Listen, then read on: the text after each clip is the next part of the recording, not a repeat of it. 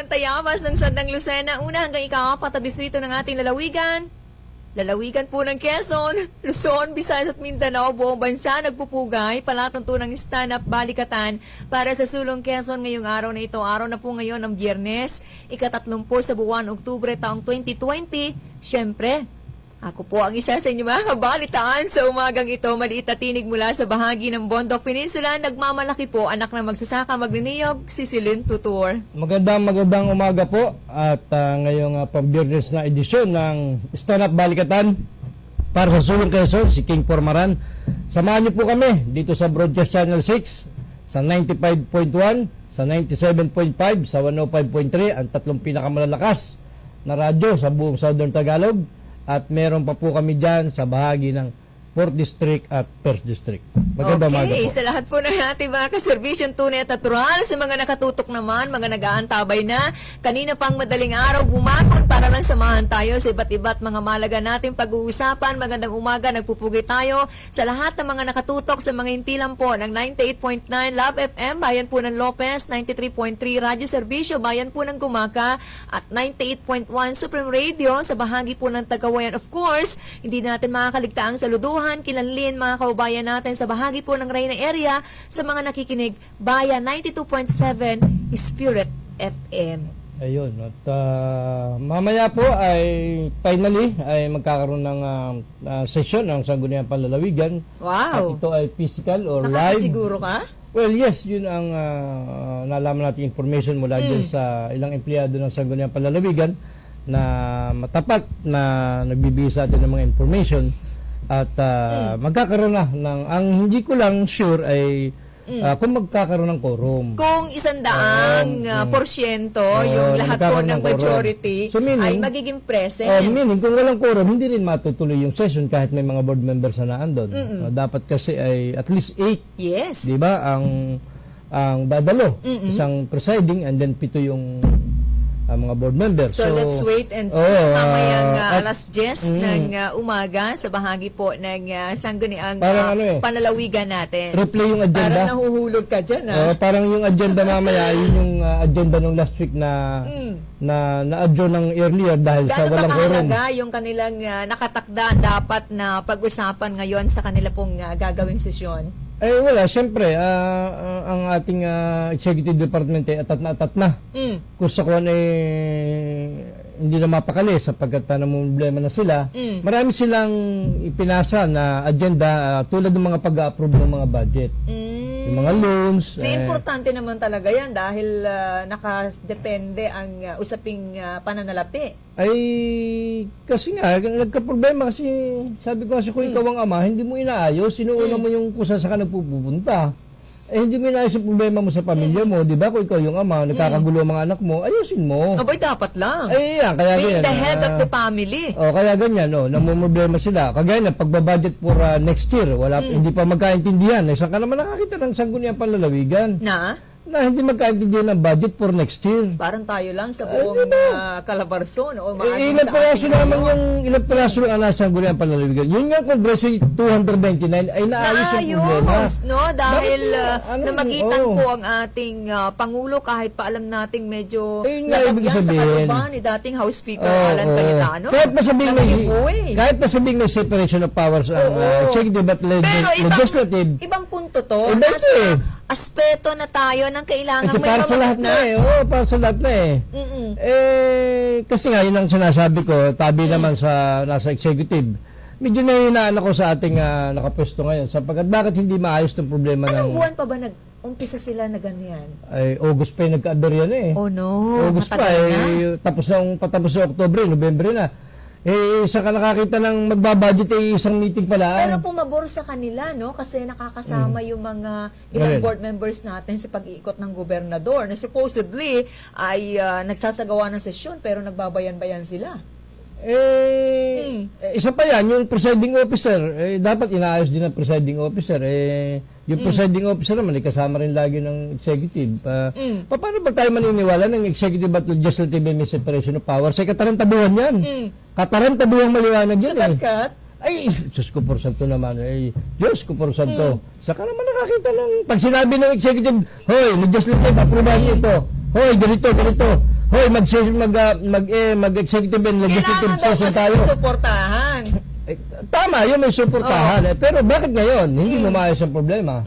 Kung ano-anong ginagawa mo mga kalukuhan, halimbawa, inuulam mo yung mga kalukuhan sa Maynila, halimbawa, kung ano yan. Kalukuhan? Halimbawa lang sabi ko. Baka hindi naman. Baka nga hindi. Baka wala oo. naman. Hindi, ibig sabihin, I mean, dapat ang executive ay nagpupokus sa problema ng sangguniang palalawigan. Oo. Tingin ko sila lang makakaayos niyan. Of course.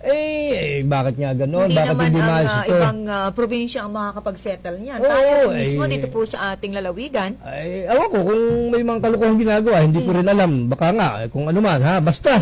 Basta, kung ano man, ang ang punto ko. Maaaring hinihintay lang talaga nila yung ipapalabas po ng walang katapusan pinag-uusapan natin. Hinihintay po naman ng nakakarami yung desisyon ng inter-local government. Naku, pag-aantayin mo yung desisyon ng DNG. Kausap ko na nga yung director Hindi nga matsak ng director kung kailan at na ngayon. So, ibig sabihin, isang araw na lang bukas, tapos magpapalit na naman tayo ng pahina ng ating mga kalendaryo. Ay, hindi pa natatapos ang usapin niya. Yun nga. Tsaka ito sinasabi ko, yung ewan kung may preparation pero hindi, may preparation ng local finance committee. Kaya nga nakapag-submit ng executive sa legislative ng pagbabudget para sa next year. Ang problema, hindi nga inuupuan. Ang sinasabi ko nga, upuan dapat ng pagbabudget. At least 1 week na straight, kahit tigda 2 oras. Hindi nga nangyayari Hindi yun. naman naniniwala sa'yo Ay, siyempre, sino ba naman tayo pero para paniwalaan. Ang sinasabi lang natin dito, ang punto natin, ang lahat ng board members, executive or legislative, may accountability ka sa Dapat taong bayan. nag-perform. Oo. Gawa natin kasi naghihintay po ang tao. Alam mo yung pamimigay ng ayuda, sa totoo lang, kung ako ang gobernador, bakit ako mamimigay? Ang dami ko Pwede na pwede yung itusan. gawin ng Oo. isang particular Diba? na department o sino mang inatasan natin Hindi, gawin po oo. ang bahagi. At very elementary yung ginagawa niyan Alam mo kung Kailangan bakit? ng picture. Hindi naman Sino pa ba namang hindi makakakilala sa kanya 100 taon na yung nakaupo dyan, di Kasi ba? pinapakita nila yung distribution na actual na nandun ang gobernador. Kailangan ba yun? Ay, Kailangan yun? yun yung sistema at estratehiya nila Ay, Diyos ko por santo. Okay yun kung walang problema rito. May problema rito sa buong, Alam mo, di kapag ba? panahon ng kalamidad, hindi naman kailangan palagi yung presence ng opisyal. Ang mahalaga yung tulong. Sabi ko nga sa'yo, kung ako ang gobernador, Hindi naman may isasain yung picture hindi na ako sasama sa pamimigay niyan. Total, alam naman ng taong bayan yan kung kanino galing, di ba? Galing yan sa Kapitolyo, pera yun ng kabangang bayan, galing sa... dapat daw makita kasi baka isipin Hindi na. ng iba na Tignan mo meron tayong tinatawag na provincial administrator, halimbawa. Although ang provincial administrator, taong bahay yan. dapat naiiwan niya sa Sa opisina. opisina lang yan Pero hindi, may mga executive assistant kayo na mga naadyan mga gagaling yan, kaya na-appoint yan Yan ang utusan mo. Hindi yung aabalahin mo yung vice governor, aabalahin mo yung mga bukal. May problema nga sarili itong mga bukal, itong mga vice governor, nagkakagulo nga. Palagi mo namang sinasama pa umigay. O di ba, ibig sabihin, marami Ano ka ba yun? pwedeng utusan. Inaaya o sila ang nagsumasama? Actually, yan Paano ang sistema ang dyan? sistema niyan inaaya yan. Pwede bang tumanggi? Pwede. At kaya, pag tumanggi ka, di nagtatampo Hindi ka ka sa bigas. naaayain sa susunod. Ay, isa pa, nagtatampo ka sa bigas, gutom ka, halimbawa, pagka tumanggi O ka. bakit? May sarili ka naman sweldo Ay, hindi nga pwedeng soldo lang siyempre. Oo. Ay, kung ipitin yung Alin? steel mo, paano ka? Ay, with approval ba yun? Aba. Hindi naman tumaan sa probinsya yun. Galing yun sa...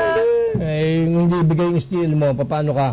Meron sila nun? Meron! May small town lottery yung mga yan. Pwede bagang wala, ay napakalaki Pasalamatan nga. po natin, kilalin po ng ating palatuntunan. Kagaya ng binabanggit mo, hindi kailangan ang presence. Kagaya po ng ginawa ni Senator Grace po. Bakit yun? Nagkakamali po ang ilan nating mga kababayan na iisa lang, di umano, ang nagpupunta at nagpapadala ng ayuda sa Quezon.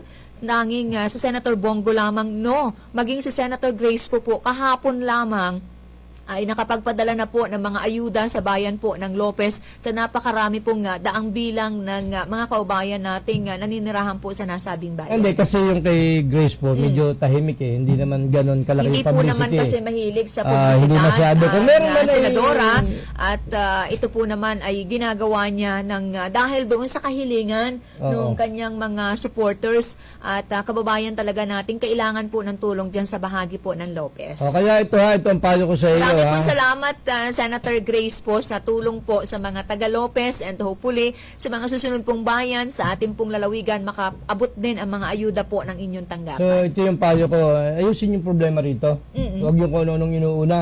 Ha? Kung ano-anong inuuna. Bakit meron pa bang ayusin. ibang ginagawa? Ay palagay ko, may mga ginagawa pa yung kung ano-ano. Basta ayusin itong problema ito. At problema itong malaki. Ha? Anyway, iwanan natin yung topic na yan sapagkat Saan ka pupunta?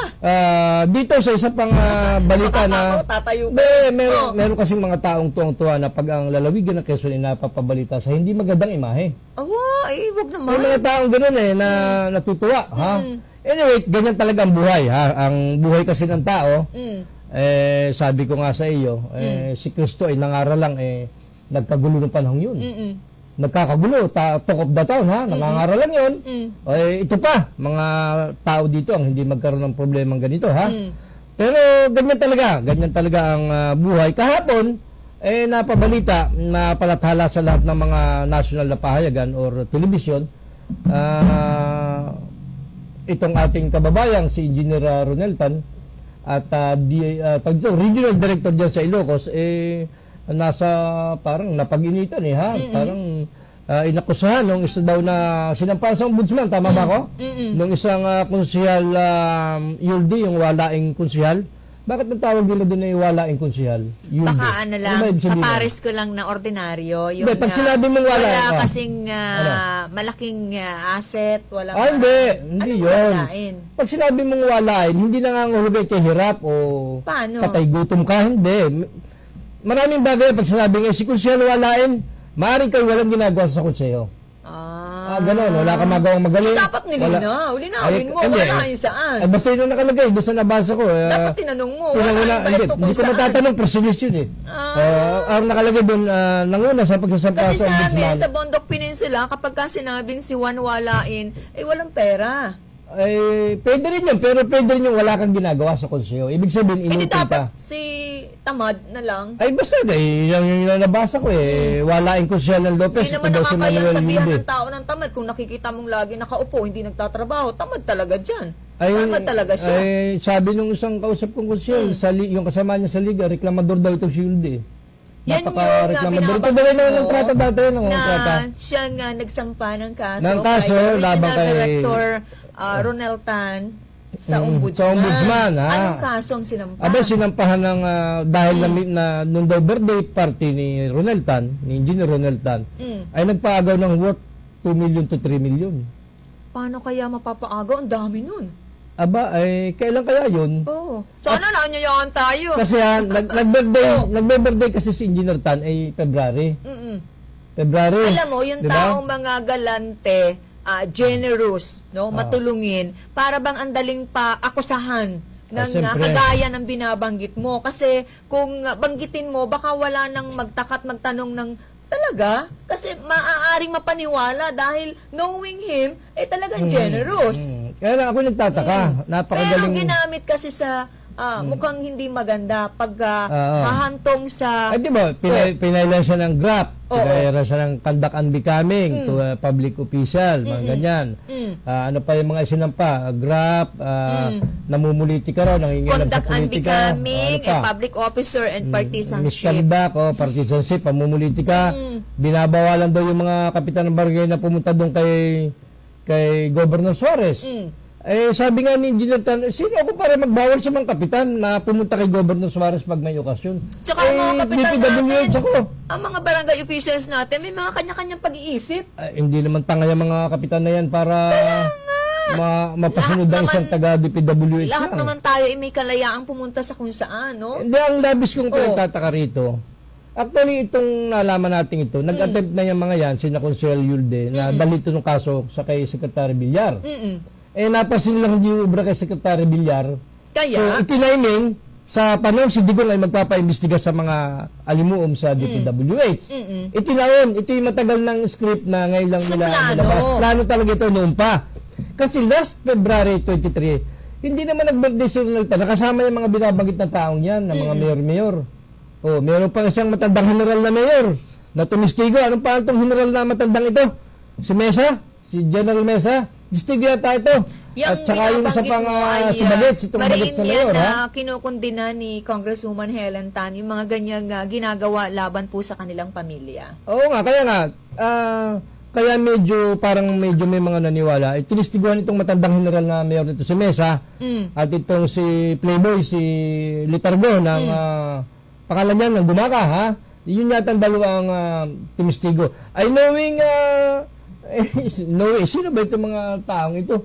Ay, di ba?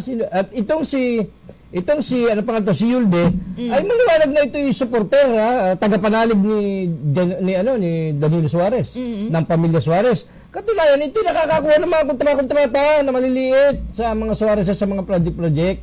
Yun ang style niya, hindi siya licensed contractor. Pero siya, ay bilang patunay dyan, alam mo ba, yung si Yulde, ayun ay madalas makita doon sa pamamahay ni Ronel Tan doon sa Gumaka noong mga nakalipas sa taon. Totoo, kasi pahingi rin ng mga kontrata. Meron nag-send sa atin ng impormasyon sa oras na ito. Siya mismo sa kanyang post, sa kanyang account sa social media, nakalagay dito. Salamat po, Ma'am Helen at Arte Ronel. Ibig sabihin, nanghingi ng pabor si Yulde. Yan yung sinasabi mo ng tao kahit pakainin mo sa palad. Ay, di bale. Napakalinaw, no? Ang malinaw dyan, sa dating nga kay Dr. Helen Tan, kasi binibigyan siya ng mga ikabubuhay niya, ay ngayon, biglang itong nakaraang taon, sumama naman kay Governor Suarez. Ayan din yung sinasabi ko sa iyo na wala naman talagang permanente sa larangan sa mundo ng politika. Ay, doon naman siya ngayon pahingi. Kaya lang, diba? hindi po masama yan. Ginagalang po namin ang inyong mga desisyon. Kailangan lang talaga, iwag naman tayo magpagamit. Ibig ko sabihin, ang iniisip ko kay Kusyal Yulde, hindi ko man to kilala itong taong ito. Hindi ko naman to, ito daw yung napakareklamador na Kusyal? Doon sa Kusyo sa Lopez. Puro reklamo rin ang ginagawa nito. Wala namang fault finder. Parang ganoon ngayon. Sa bagay, karapatan mo magreklamo Konsyal Yulde matapos ka makinabang sa pamilya ni Ronel Tan sapagkat hindi mo pwedeng itanggi sa akin dahil makikipagpunta ako sa iyo. Ito nga ang larawan na hawak natin ngayon. Ang pinakinabang mo sa pamilya ni Ronel Tan ay naging bahagi ng bituka mo at naipakain mo sa pamilya mo na naging bahagi ng bituka mo kaya hindi mo yan pwedeng itanggi. Ngayon, wala rin namang masama kung diyan ka naman sa kabila, kay God ka naman sumama, karapatan mo rin yan. Kaya lang, ang pinagtataka ko sa'yo kung ang utak mo ay nakabaliktad. Bakit? Ganting na si Ronel Tan ay nag-birthday noong February 23 at namaagaw ng 2 milyon. At saka paano mo nabilang ng 2 milyon? Mathematician ka ba? Magaling ka ba? Paano mo nabilang ng 2 milyon yan? Paano kaya nabinilang yun? Yung mga nangangalaglag paano mo nabilang yun? Parang konfeti. Wala kang ginagawa sa konseyo. Sabi sa ombudsman dun sa papel na nabasa ko, para raw kumpeti na lumaglag. Ay, exaggerated na yun. Dali namang magpabrikit ng kabulanan, di ba? Halimbawa, ang itatanong ko kay Kusyal Yulde, paano mo na-check na 2 milyon? Pangalawa, sige, granting na si Ronel Tan ay namaagaw. Pagpalagay na, for the sake of argument, na namaagaw, namigay noong February 23. Hindi nga. For the sake of argument, ipalagay na nagpaagaw halimbawa si Ronel Tan ng 2 milyon. Sige. February yun, 23, 2019. Ano pa siya ngayon, October? Bakit mo ngayon lamang sasampa sa ombudsman? Sinadya. Hindi nga, bakit mo ngayon lang sasampa sa ombudsman? Dapat doon din kasunod ng mga buwan, inireklamo mo na. Siya mismo dapat. At ako naman nagtataka din sa matandang general na ito, si Mesa, at ito si Bagets sa Litargo, bakit ka naman titistigo sa napakatagal ng panahon? Bagets ba yun? Bagets pa yan, di ba? Yan si Bagets, si Commissioner, ha? Kasi Commissioner alam ko lang Bagets yung gwapong si Bagets basta, na nanonood sa atin sa umagang ito. Pogi din naman yan si Litargo, magandang lalaki rin naman. Best friend dyan ni Ola. Parang ikaw. Sa media. Hindi, magkakilala naman kami yan. Alam mo yan si Webster, patangod-tangod yan Doon sa bahay ni Ronel Tan nung naroon yung si Senator, yung anak ni Erap na senador. Sino? Nakita ko yan doon si Senator JB. Nung naroon si JB, naroon din ako. Nakita ko si Webster, patangod-tangod ron. Kaya ngayon, dapat talaga pilatisin natin ang ating mga nakakasama. Minsan nakangiti, hindi pala totoo sa'yo. Isipin mo, naroon yung magkapatid na karalian. Actually, kaibigan din naman ni Ronel Tan, ni Ronel Tan si tama Litargo. po ba ito? Basahin ko lang ito po ay padala lang na mensahe sa ating palatuntunan. Dati raw tao yan ni late Governor Rapi Nantes po ba? Pinalayas dahil sa usaping ganito? Sa pera? Oo. Bakit nandambong ba? Itong sinasabing Sino si nagsabi Yulde, yan? Ha? ito, impormasyon Anong lang na ginagawa? pinadala po sa ating palatuntunan. Alamin natin yan. Pero anyway, yung sinasabi ko, itong si Webster Litargo at itong matandang general na ito, si Mayor Mesa, nakikita ko yun doon sa bahay ni Ronald Tan. Katangod-tangod yung mga yun doon pag may okasyon eh. Ay, muntik pa nga hindi ma-acknowledge si Litargo eh. Yung pala parang naniniktik lamang doon. Yung pala may bandang dulo, sasama naman pala sa kabilang kampo. Wala namang masama kung magkaroon po ng binabanggit dito sa statement ni Konsehal Yoldo na meron po mga malalaking bahay, magarang bahay ang Regional Director Ronald Tan. Nagsika po yung tao. Hindi pati. Nagtatrabaho at marangal po ang hanap buhay. Hindi pati, ito yung sinasabi ko. Ano Hindi proof po mo? questionable Hindi, ano yun. proof mo na pag-aari ni Ronald Saka Tan yun? dinideklara yan kung... Nakakuha ka ba ng proof of ownership ng mag-asawa? Yes, Halimbawa, dapat, of course. ang ginawa mo, Consuelo Yulde, nung magsampa ka sa ombudsman, nagsama ka ng, may attachment ha, nagsama ka ng mga patunayan na nagbabayad ng real property Kaya tax, marami po na ang pamuwisan. naniniwala na itong mga usaping ito ang nasa likod lang ay malinaw po na pamumulitika. Wala namang Pangaharas iba. lang. Kasi kung ito ay sinasabing noon pa may nakita pong pagkakamali si Konsehal Yolde sa Dapat mag-asawa ni Regional Director Tan at ni Congresswoman, dapat po ay hindi sa panahong ito. Dapat doon pa, Sa nagsampa. umpisa pa lang, no? Dapat ay ginawa Hindi. na niya ang hakbang Baka nito. naman itong si Consuelo Yulde, may manager, naiinggit, wala nang maipaagaw, walang maipamigay na pera sapagkat kinakapos na. Baka naman yung nasa likod ni Yulde ay naiinggit sapagkat wala ka ng kwarta. Sino? Yung kung sino man ang nasa likod ni Yulde. Alam mo ako hindi naniniwala si Yulde, walain nga yan eh. Paano ka makakapagsampa ng kaso sa ombudsman, nagpatawag ka pa ng press conference at nakabayad ka pa ng abogado, walain nga. Ayun yung sinasabi ko sa iyo, Ay, di may wala. nag-finance Ibig sabihin dyan. walang pera. Eh, yung nag-finance dyan, ay siguro naiinggit dahil hindi niya kaya magpaagaw ng pera. Halimbawa, kung totoo mang nagpaagaw, Nagpa-press con ba after na magsampa ng nagpa-press kaso? ko sa Metro Manila, napanood dati, Oo, napanood ko malaking sa gastos video yan. eh. Pwede bang wala gusto, papakainin mo yung mga Oo. pinubida mo ron. Tsaka yung venue pala. Ay, saan niya kukuha ng pera si Consuelo Yulde kung meron man? Ay, saan kukuha yan? Walain niya ang sabi doon sa... Hindi ko nga alam kung ano yung walain, kung walang ginagawang trabaho, o walang kwarta, o hirap na hirap sa buhay. O kaya pabalik-baliktad, patalon-talon, nakirapi dati, nag-Ronaldan, nag-Suarez.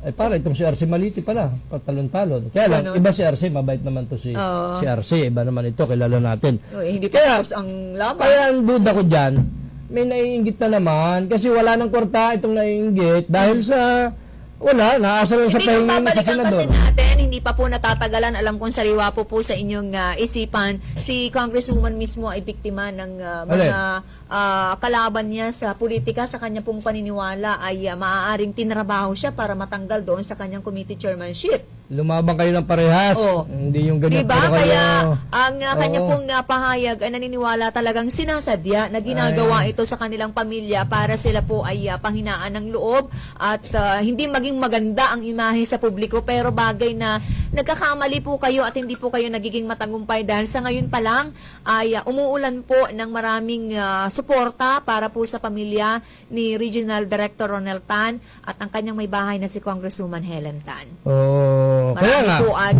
nagpapahayag po ng suporta at ang sa pangyayaring ito, ang mangingibabaw naman ay yung tama kung ano Oo, lang ang katotohanan, no? Oo. Kasi ang tao naman talagang tumutulong no do sa kanyang punto ay pag-uusapan ito at magkakaroon ng mga argumento naman sa korte. Abangan natin. Ay, kaya nga, kung itong si Consuelo Yulde, ay, hindi, totoo kasi, siya nagsampa eh, siya complainant eh. No question dun eh, wala namang question dun eh. Siya talaga yung siya pa yung kumuha ng Kaya lang, abogado. papatunayan pa yan kung totoo ang kanyang mga binanggit doon sa kanyang statement. Eh, hindi sila umubra kay Secretary Villar. Eh, doon nila gustong kanain eh. Ha? Kasi siyempre, DPWH. Hindi naman eh. ibig sabihin na sinampahan po ng kaso sa ombudsman, may kaso na. Hindi, meaning, pag sinampahan ka ng kaso sa Kailangan, ombudsman, ay may due process naman. oo, dadaan po yan sa due process. Nako, Kaya napakalinaw lang, yan sa sikat ang pa ng tingin ko nga araw. ay, kaya lang, may commercial yata tayo. Mamaya uli, ha? May commercial tayo. Babalik po tayo sa ating mga pag-uusapan, sa ating mga pagtatalakayan, mga kaubayan, sa kabuuan po ng ating palatuntunan. Babalik po kami, wag kayong aalis, makalipas lang po ang ilan nating mga patalastas.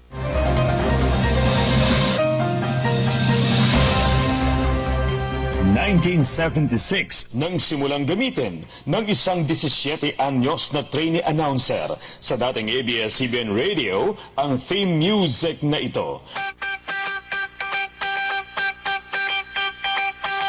2020 na ngayon, after 44 years, mapakikinggan pa rin ito.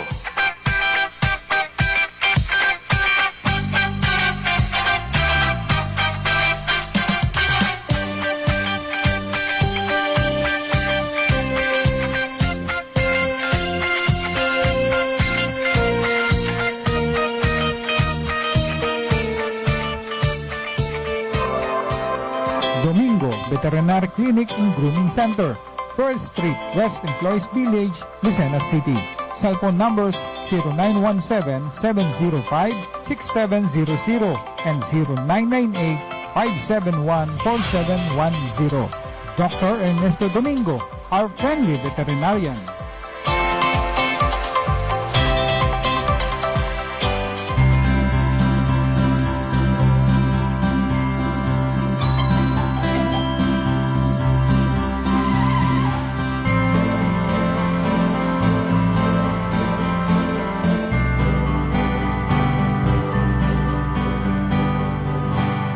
Sa PhilHealth, panatag ang loob mo, kalusugan mo at ang pamilya mo sigurado.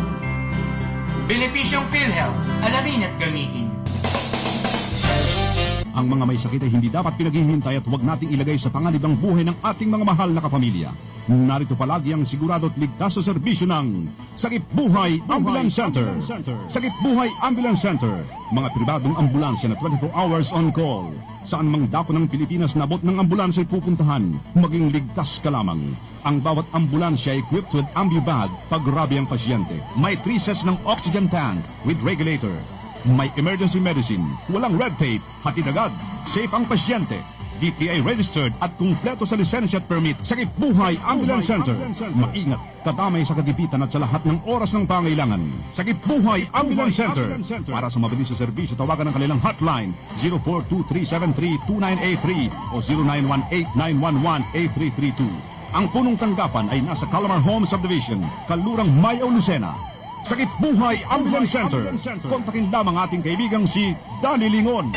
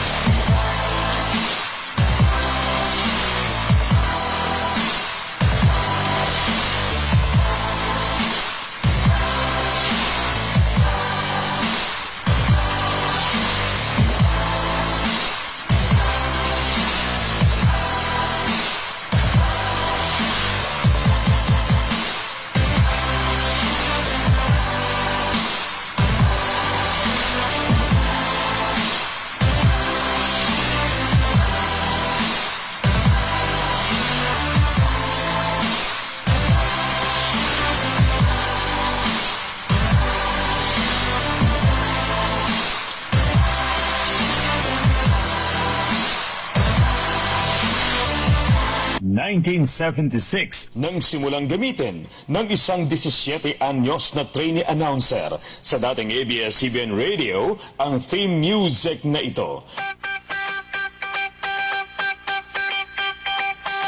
2020 na ngayon, after 44 years, mapakikinggan pa rin ito.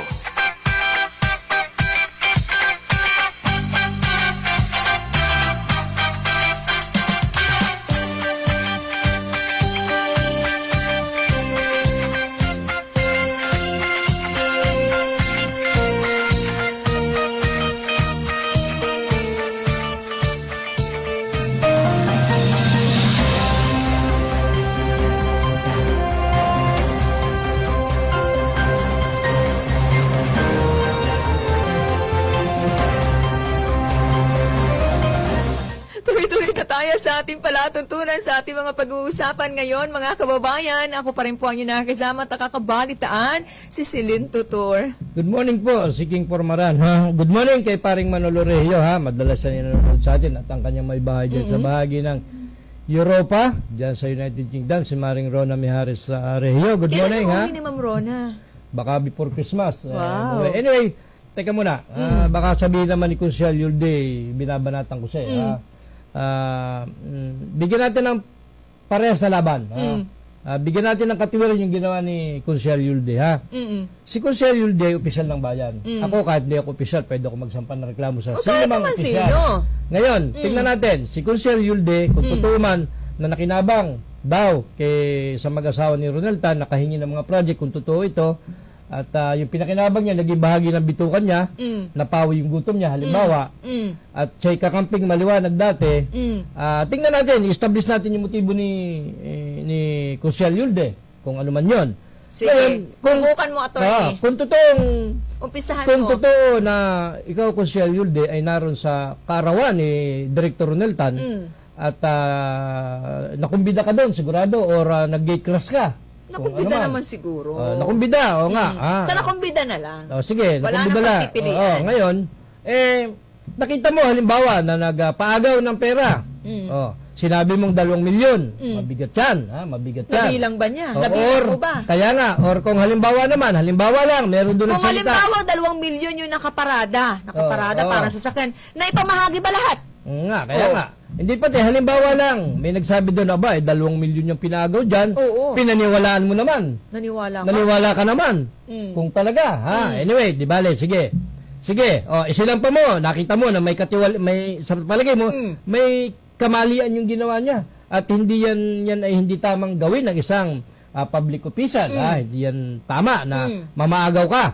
Bagamat, sino bang hindi nagpapagaw ng pera? Ako nga, nagpapagaw Kahit pa 20 pesos. Talaga? 5 piso, 20 pesos, nagpapagaw nga ako Kasi diba? tagapulot lang Ngayon, ganito. Kung naroon ka at nakita mo, kasama mo yung matandang general na mayor at si Playboy, si Pogi, kasama mo ron. Ibig sabihin, kayo ay kaibigan pa. Magkakasama pa kayo doon. Oo. Okay pa. Ini-establish natin dito. Kailan yan nangyari? Wala namang binanggit yan. Sabi birthday, kailan birthday? 2017, 2016, hindi naman natin alam 5 ha. years ago. Ngayon, Tagal na. kung sinasabing ganon, kung sinasabi niya na ganon, na naroon. Kasi nagtatanong. Ang tanong, ano ang motibo mo at nagsampa ka sa ombudsman ng kaso labang kay Director Tan? Kung ako ang nakakita kung ako si konsihal, at sa tingin ko, sa assess ko ay mali ang ginawa ni Arde, a day right after nung event na yun, nagsampa na ako ng kaso. Hindi nga ganun ang ginawa niya. Dapat kung ako nga si konsihal. Kaya nga Kaya nga Bakit? nagtataka ko, Ngayon i-establish lang. ko sa Husgado kasi, importante nga i-establish Tatanungin yan ang motibo Oo. ng krimen na kung bakit nagawa ito ng isang tao sa kapwa niya. Ini-establishan yung motibo para magmukhang totoo talaga na may naganap na krimen. At saka para mapatunayan. Yan. Kaya Hindi lang, yung magmukhang totoo, lumitaw yung katotohanan. ang ini-establish ko, ang inaano ko rito, inalo ko, anong naging motibo ni Konsehal Yulde at nagsampa ng kaso, nagpakagastos, bagamat wala namang naniniwalang siyang gumastos. Halimbawa, 100 people doon sa event na yun, halimbawa lang. Ikaw lang ang Siya lang nakaisip. ang nakakita ng pagkakamali. Ay, maaaring hindi. 3 sila nakakita ng pagkakamali. Kasi nga, may witness sa dalawa. Kasama yung matandang mayor at saka yung batang mayor. 3 lang sila? 3 sila. Yung 2 nag-witness Kasi, 3 kayo. Anong motibo ninyong 3? 3 itlog kayo, halimbawa. Anong motibo ninyo? Nito lang nakaraang dumating nga si JB. Nakikita ko yung mga taong yun dun sa bahay ni Director Tan Nakikita ko yung mga yan dun So, ibig sabihin, anong motibo ni Konsehal Yulde? Ano ang Tinatanong natin. pinakamalapit? Well, kung ako ang tatanungin mo, hindi nga ako maniniwala na on his own ni Konsehal Yulde gagawa ng ganyang motibo. Walang nasa Dahil likod niya. unang-una, may utang na loob siya. Tayo kasi mga Pilipino, sagrado sa atin ang utang na loob. Di ba? Sagrado Oo sa atin naman. yan. Di tayo kagaya ng Amerikano. Oo. Ha? Ano ang motibo mo? At ikaw, on your own, magpapagastos ka, magpatawag ka ng person, kumuha ka ng abogado, at dali mo pa sa ombudsman. At pwede mo naman dalhin dito ang bawa sa RTC. Pwede Anong rin sa kasunod RTC. niyan? Ang iniisip ko rito, sino ang behind kay Konsehal Yulde? Baka meron siyang nasa likod na nagpipinan sa kanya Pwede. at ginagamit siya sa kawalangyaan, Sayang naman yung samahan diba? nila. Ayun ang ibig sabihin. Alamin ko kung sino ang Nakakapanghinayang, nasangkot. no? Ito'y kagaya po ng binabanggit ng marami, mabigat po ang magparatang ka Aba, mabigat ng ka. ganyang akusasyon sa ating pong mga public employees, no? Official sa ating pamahalaan, kaya't dapat na suportado ito ng mga dokumento. At isa pang tinitingnan ko rito, nung pag nagbe-birthday si Director Tan, si RD Tan, wala namang kumbidado at pamilya lang. So how come na nangyari na naandun itong tatlong ito? Si Mayor Mesa, si Mayor Litargo, at si Consiel Yulde. Ang una nga, kailan yan? Ay wala kang, hindi nga masabi kung sino, kung kailan, kung anong taon. Doon sa mga press release kahapon sa national na television, wala namang binanggit. Ay, kaya sabi ni Director Tan, ako'y nagbe-birthday February, pamilya ko lang at nasa Manila kami. Pero alam mo itong bagay na ito, tinatawanan lang ng pamilya nila. Ay, Kasi tuloy-tuloy ay, sila alam sa mo kanilang yan. trabaho. Ito Alam mo yan, pag nakarating yan sa ombudsman, ganito yan, ha? Yung nasa ombudsman, yung makaka-receive niyan, Oo. mag-isip yung sarili niya. Titignan ka agad kasi babasahin yung reklamo. Hindi ba de?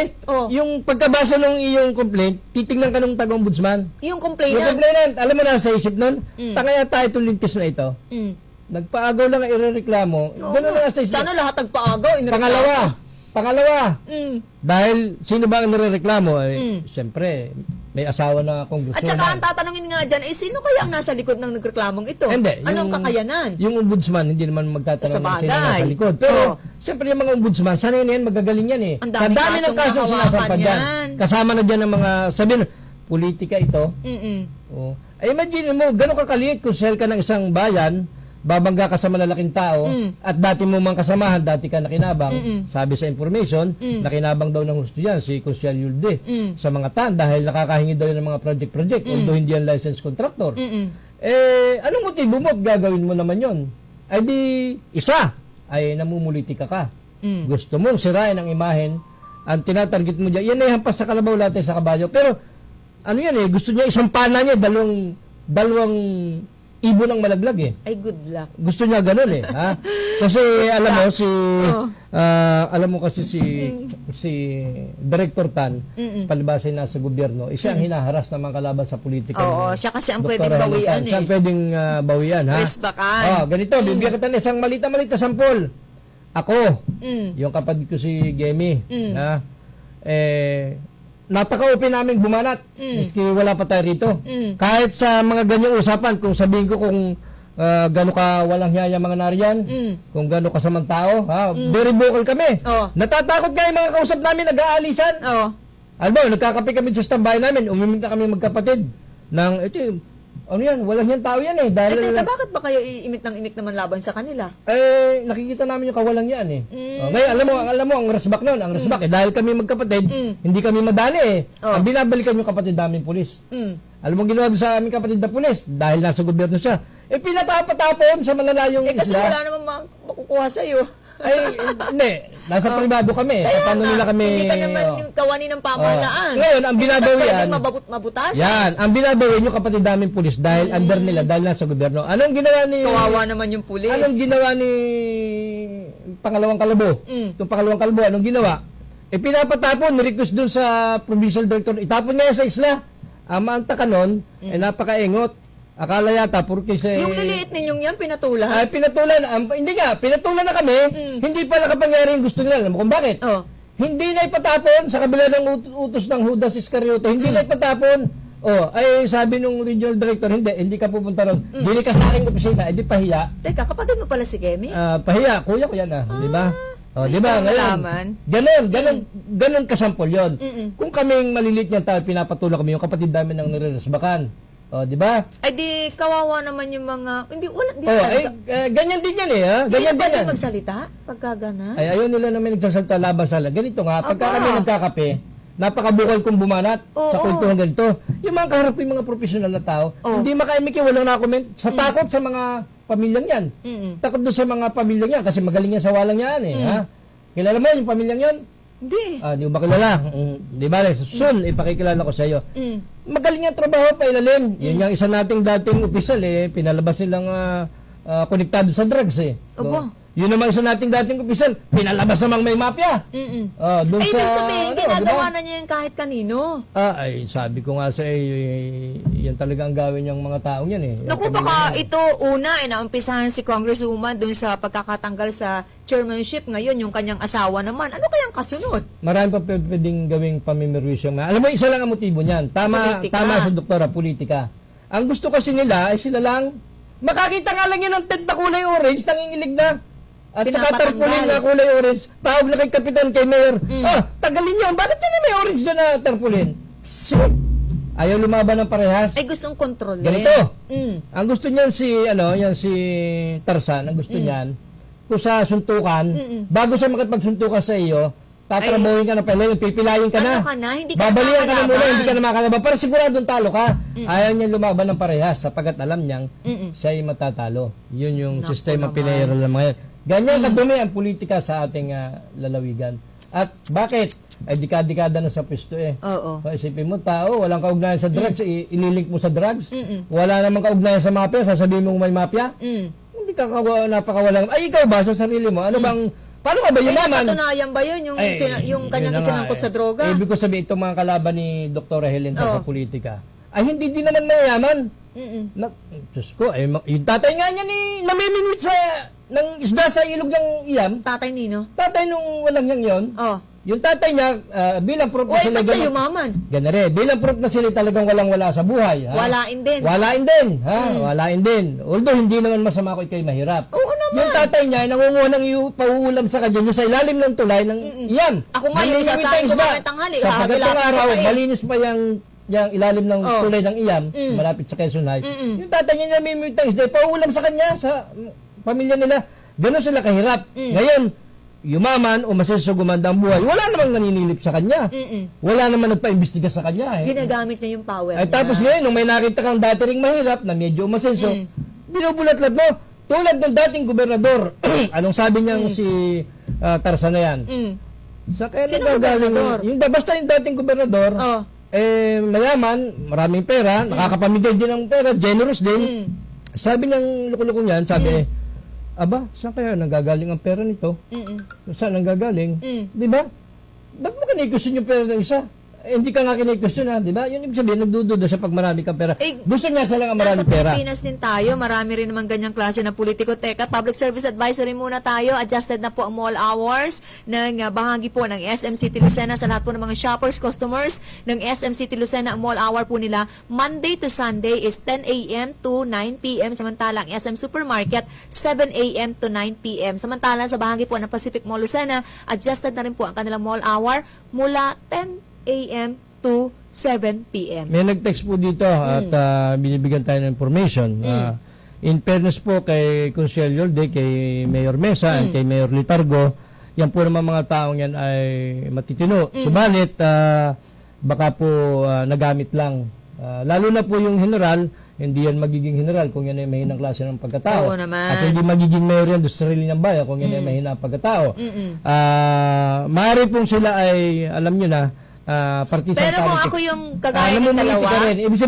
Ibig sabihin daw, ito daw tatlong taong ito, si Mayor Mesa, si Mayor Litargo, at si Consuelo, di baka daw parang namumuliti ka lang. bago, ano? Baka daw namumuliti ka lang kasi, alam mo naman ngayon ang sitwasyon, sabi ko nga sa iyo, makita lamang yung kulay orange na, kulay orange sa damit, Ang layo pa ng eleksyon. kulay orange na tarpaulin o tent, aligagana yung pamilya. At Trabaho nakakatanda muna na. kayo. Ang tagal pa ng eleksyon, ha? Aha, Gawin niyo yun po muna ay- yung kagaya po ng ginagawa ni Congresswoman na tutok po sa kabila po ng mga ganyang sinasapit niya at ginagawa sa kanya ng ilan natin mga politiko sa ating Pero, kaibigan. Ay tuloy-tuloy siya sa tama serbisyo. naman yung nagsabi rito na si Mayor Mesa. Alam mo si Mayor Mesa, kung naalala mo, during mga interview natin nung araw sa 2nd Infantry Division, madalas natin kasama yan sa mga okasyon. Maayos naman si Mayor Mesa. Ang tingin ko na kay Mayor Mesa, baka kaya nagkakaganito na, overage na. Medyo may edad na si Mayor Mesa, baka medyo malilimutin na. Wala namang masama kung ikaw ay malilimutin, ha?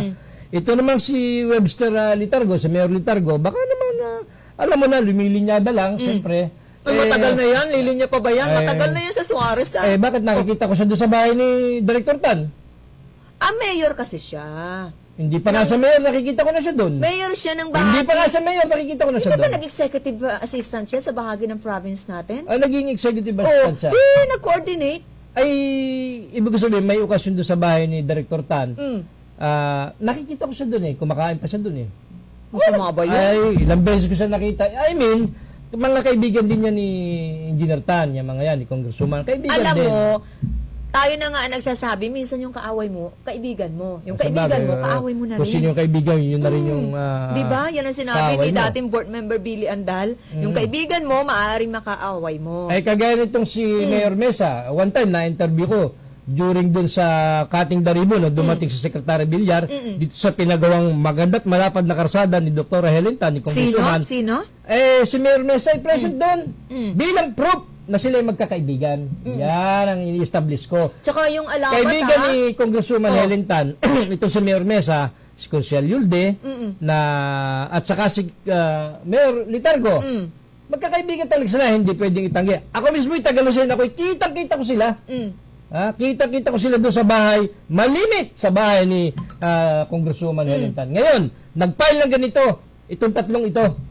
Anong ibig sabihin yan? Kayo na po magsabi kung ano ibig sabihin yan. Naku po, ay talagang nangangamoy eleksyon na mga kaubayan, no? Kasi wala naman tayo nakikitang ibang dahilan sa likod po ng pangyayaring ito, kundi politika lang. Kasi kung trabaho at trabaho, ay wala naman tayong maibubuta sa isang napakahusay na Regional Director Ronel Tan. At yung sinasabi pong sa reklamo, isinampa laban sa ombudsman sa Regional Director ay mukhang hindi nga natin tiyak kung gaano karami po ang pera, but knowing RD ay napakamatulungin po niyan sa ating mga kababayan. Ngayon, kung ikaw naman nasa ombudsman, at itong problema nito in-accommodate mo at binigyan mo ng pinaniwalaan, anong klase ka namang taga-ombudsman?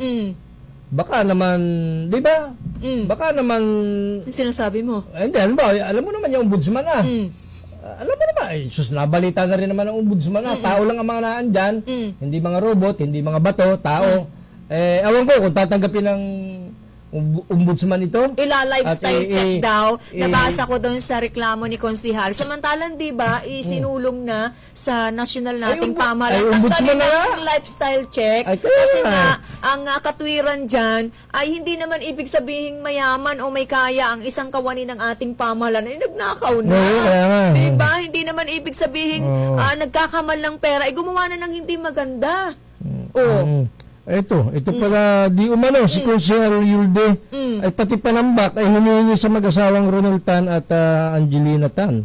Congresswoman Helen Tan, Director Tan, na panambak, So, nanghihingi pala ito dyan sa Santo Niño Ilayang Lopez, kung saan ay nakatira ang isang babae na malimit niyang dinadalaw. Aba, ano ba ito? Iba na yung binabasa mo. Huwag mo nang ituloy, ha? Baka tayo mapapa mga kaubayan. Ilang minuto na lang, 6 na minuto na lang po at mag-iikapito na ng umaga ngayong araw na ito dito sa ating palatuntunan Stand Up Balikatan para sa Sulong Quezon. Balikan natin yung balita na ginawa dyan ni Senator Grace po sa bahagi po ng Lopez, Quezon. Kaugnay po ng tulong niya para sa mga naapektuhan po na nakalipas na bagyo sa nasabi pong bayan kung saan alam naman natin ang bagyo pong si Pipito ay nakaapekto sa nasa 5,000 pamilya sa ating pong lalawigan. Dito pa lang kung saan ang 3,000 families ay na-evacuate po, ang 389 hectares po ng agricultural land natin ay mga nasira at sa kabuuan ay inaasahan po at tinataya na almost 12 million pesos na mga crop damage po mga kaubayan. Kaya't ayon po sa Senadora,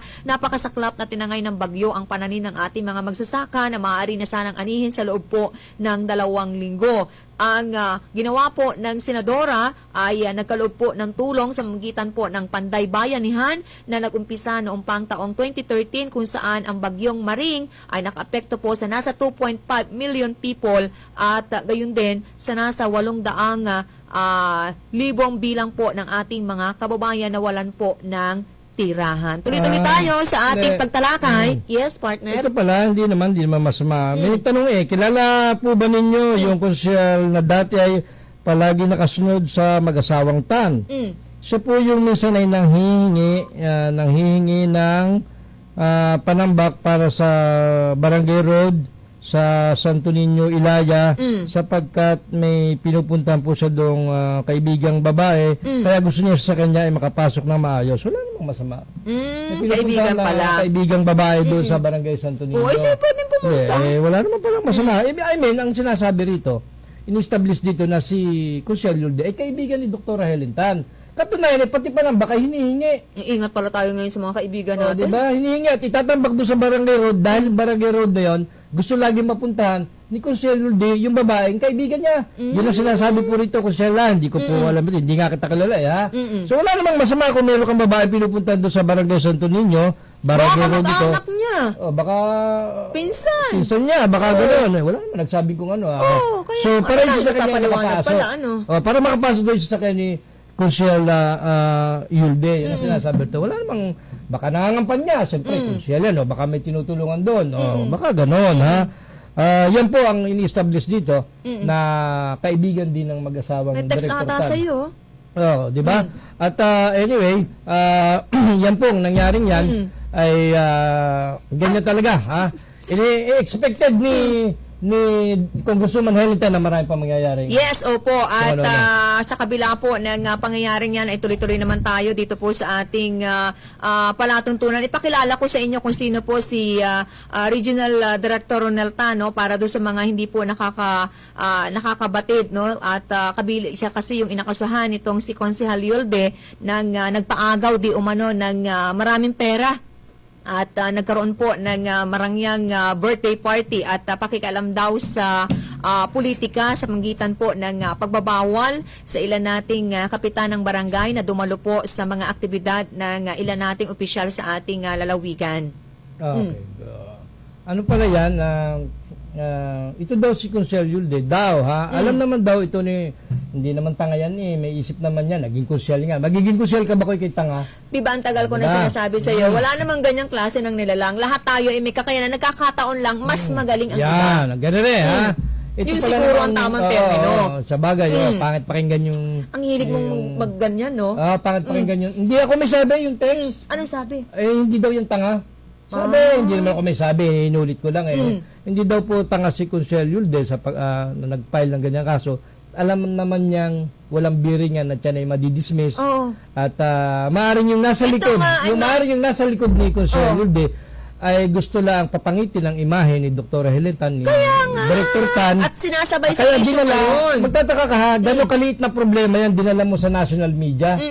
Pinatuloy naman ng national media at pinahinga. Sana kami na lang inimbitahan ni Diba? Konsihal, no? So, Dito sa meaning- lungsod ng Lucena. Meaning, ang sinasabi doon sa text, merong nasa likod na tao na nagpapakwan kay Consiel Yulde. Nagko-coach, nagkukumand. Ay, hindi naman binanggit ko sino. Ay, hirap naman alamin. Dahil hindi ko nga kilala si Consiel Yulde. Makilala ko pa kung sino yung nasa likod niyan. Pero ang one thing na sure dyan, may kortay nasa likod niya at yun ang hinihinalang gumastos doon sa pagpapail ng kaso at pagpapatawag ng press conference sa Kalakang, Maynila. So, ganun. Merong, ibig sabihin, in-establish doon na si Consiel Yulde gumagalaw dahil may nagkukumand. Merong nasa likod niya. At yun po ang ating alamin kung sinong sinasabing nasa likod na nagkukumand kay... kasi nga, alam mo, yung politika, ganyan yan, may nagkukumand dyan ha?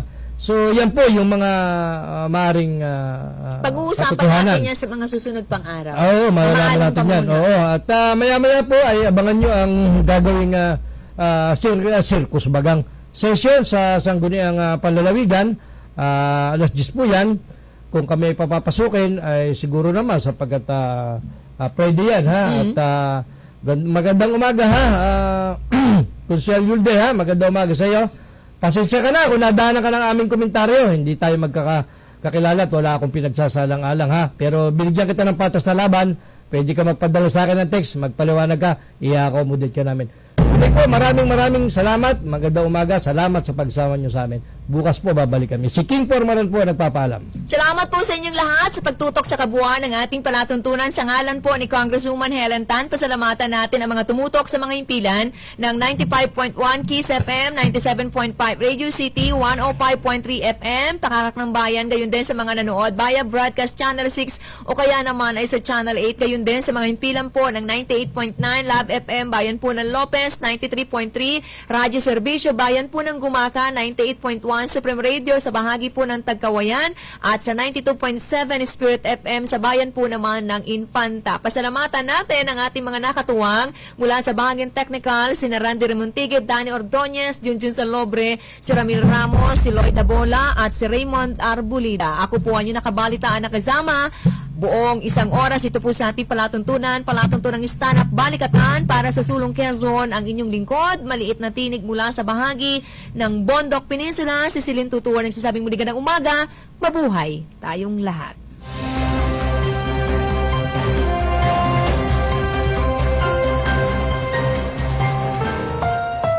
The preceding was a paid broadcast.